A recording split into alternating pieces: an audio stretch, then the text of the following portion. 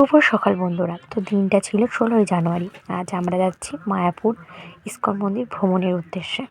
তো এখন ছিলাম গাড়িতে, স্টেশন যাব বলে। তো ফাইনালি চলে এসেছি স্টেশনে। ওভারব্রিজ পার হচ্ছে, এই দেখো এখানে সবাই রয়েছে, আমি, বোন, মাসি, ওরা। মা গেছিলো টিকিট কাটতে সবার। তো ওভারব্রিজ থেকে নেমে পড়েছি। ট্রেন আসার জন্য আমরা সবাই দাঁড়িয়ে আছি, ট্রেন ঢুকবে।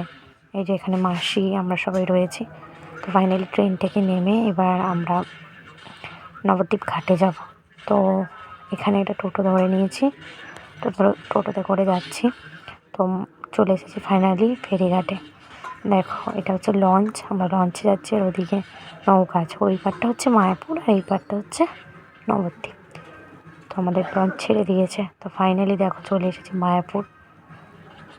তো মায়াপুরের রাস্তার দুপাশে এরকম কপিডেস, অনেক কপিডেস, খুব সুন্দর সুন্দর দেখতে। দুধারে শুধু কপিডেস দেখতে দেখতে যাওয়া যাবে। তো ফাইনালি এলাম ইস্কন মন্দিরের গেটের সামনে। তো ভেতরে আমরা প্রবেশ করেছি।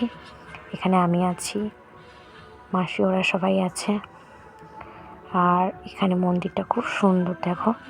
তো আমরা একটুখানি ভ্রমণ করার পর আমরা চলে গেছিলাম নামাট্য ভবনে প্রসাদ নেওয়ার উদ্দেশ্যে। তো আমাদের প্রসাদ ছিল ডাল, একটা সবজি, পনির আর পায়েস, পরমান্ন ছিল।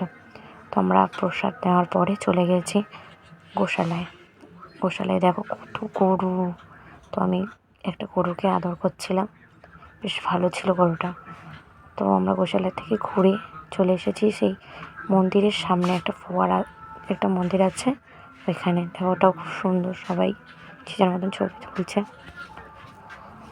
তারপরে তো ভিডিওটা ভালো লাগলে এই পর্যন্ত লাইক, কমেন্ট আর সাবস্ক্রাইব করে দিও।